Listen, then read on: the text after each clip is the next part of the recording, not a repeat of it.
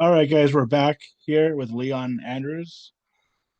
So what's going on, man? You wanted to read some of your book, right? Right, I did. I wanted to read just a little bit, and I was trying to find a good place to start. So it's a little bit not in the middle, but still in the beginning of that middle of that first opening act. So in this part, the main character has woke up and found out that she's in an unfamiliar place and realizes that she has been kidnapped with the other nine people in the room. A voice speaks up to let them know that yes, they have been kidnapped. Yes, they have been trapped, and they are forced to play a game. So this is where we'll pick up.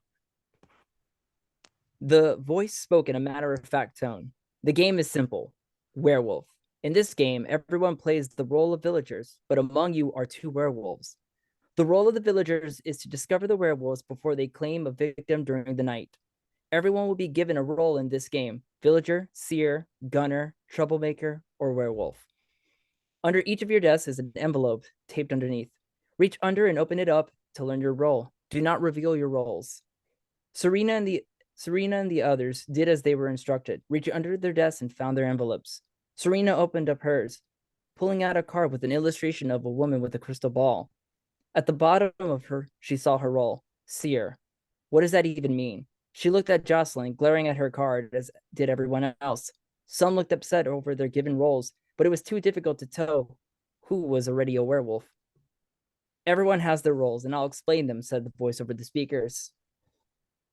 Villager, you have no special abilities. The seer can learn one person's true role during the night phase. The gunner, you'll receive a gun with one bullet. You have the choice to use it or not. If you choose to use it, then make it count, because killing the werewolf wins the game. The troublemaker, during the night phase, your role is to choose two people and switch their roles. This means it's possible to switch someone from being a villager to a werewolf. You will not know either of the person's roles. For the ones who are werewolves, your job is to choose one villager at night for slaughter. Everyone paid close attention to better know their roles. Being a villager left a target on your back. Knowing there was a chance the werewolves can kill someone as important as a seer or a gunner puts the villagers at a disadvantage. Serena felt the target on her back widen. The pressure mounted and weighed on top of her. Her breathing started to speed up. In the morning, after everyone wakes up, everyone has until 12 o'clock to figure out who the werewolf is and vote. When voting commences, the person with the most votes is lynched.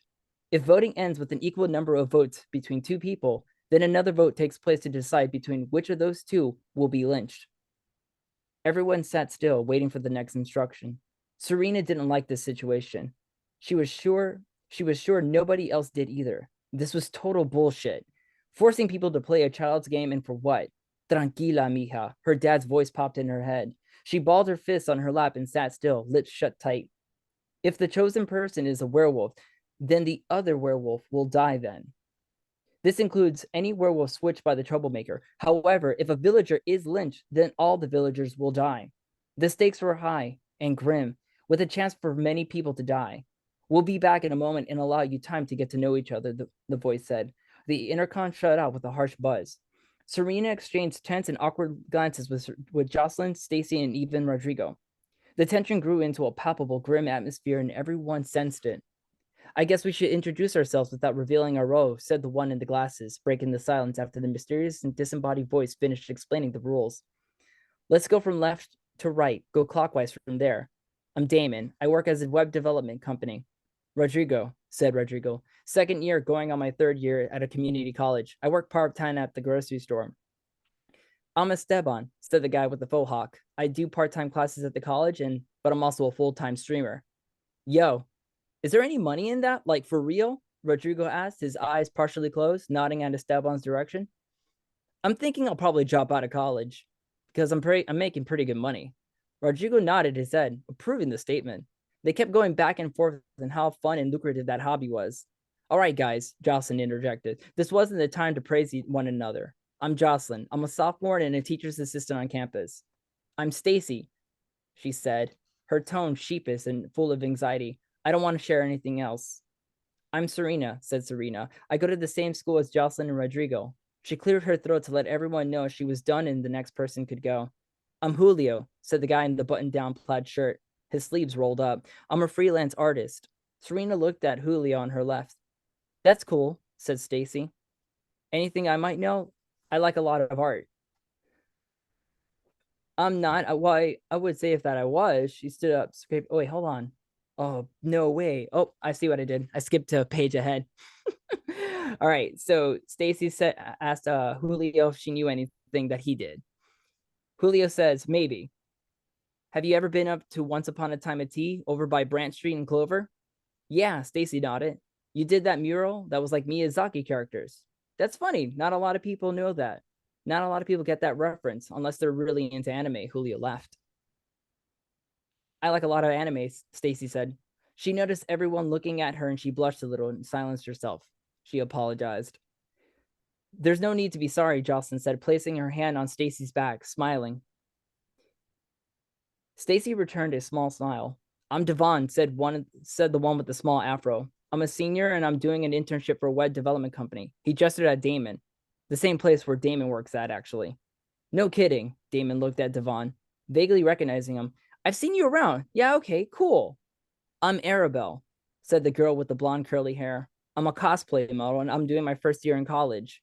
She rubbed her fingers underneath the desk. I've run into a few of you guys before.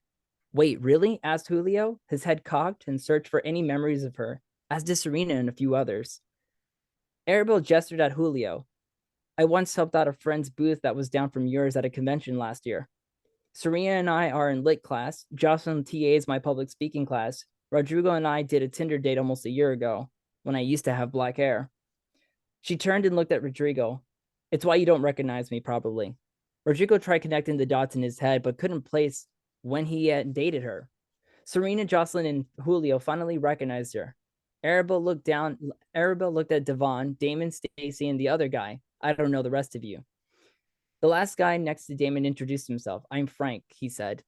I'm a barista at the coffee shop. I do some odd jobs and make some extra cash, but that's it about me. Like everybody else, I don't know why I'm here, but I do remember walking to my car before getting jumped.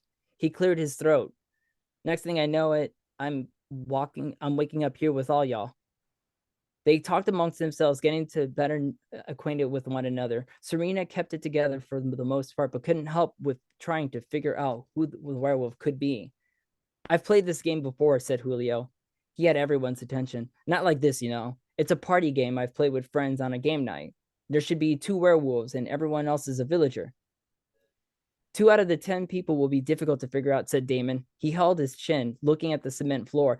That's a 5% chance of being right and a 95% chance of being wrong, even lower when the werewolves claim their victim. Julio agreed. Plus, when I played werewolf, I'd lied to take the heat away from me. I don't see why anyone else would do that right now. Yo, what the fuck? Rodrigo exclaimed. Could that mean that you're the werewolf then? He stood up, scraping his chair along the floor. He pointed his accusing finger at Julio. So you could be the werewolf. I'm not. Why would you even say that I was? Julio stood up, scraping his chair, going against Rodrigo. Like you said, to take the heat off you, right? Fuck you, I ain't no werewolf, Rodrigo. Guys. Jocelyn yelled. Nobody knows who the werewolf is at this point. Now, fuck that.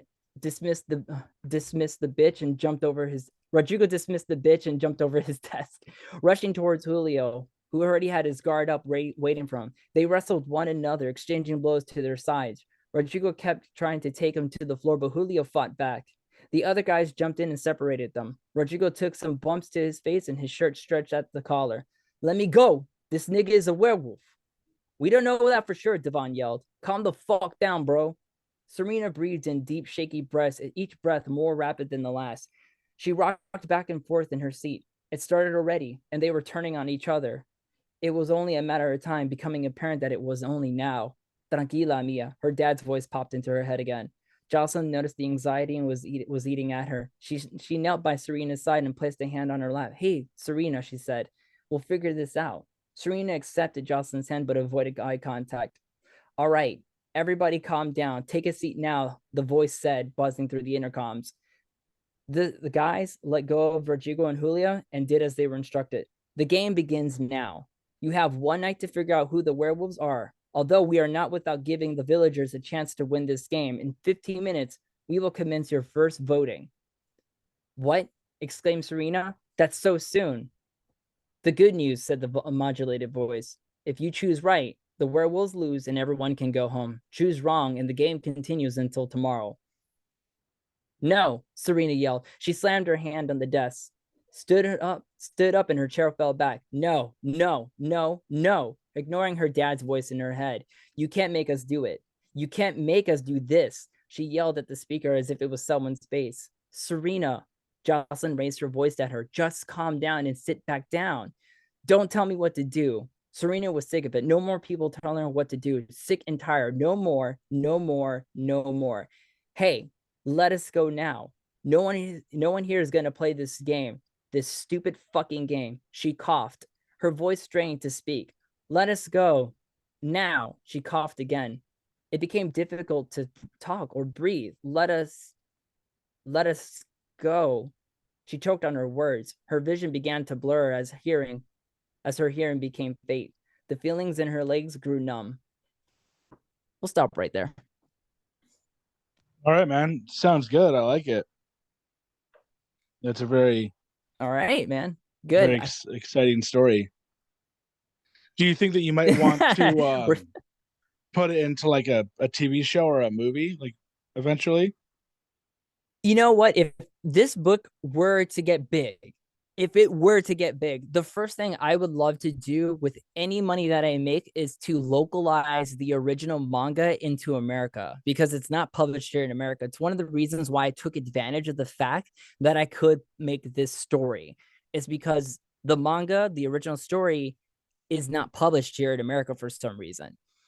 So if it was up to me, if I made enough money, I would like to take his manga and turn it into an anime somewhere. That's what I would like to do, because he's the whole reason why this book exists is because of that guy. Okay, and where is he from? He's in Japan. Okay, okay. All right, cool, man. And you live in Florida, right? I sure do. Survived a hurricane. Where in Florida? Tampa Bay, also known as Champa Bay.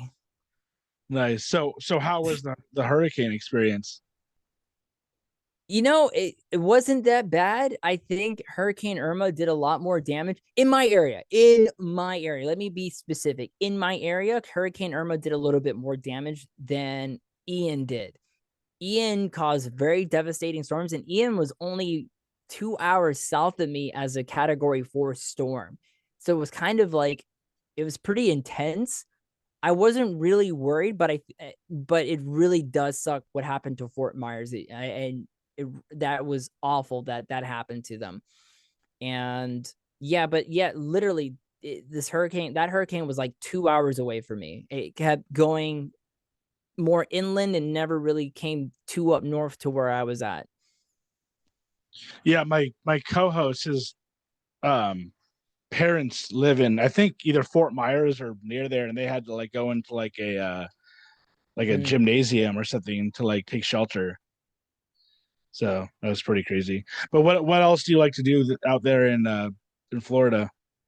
In Florida, really, the cosplay conventions is all we really do. We try to go as many anime conventions as possible, my wife and I. And then on top of that, my wife is a candle maker and she makes holistic products.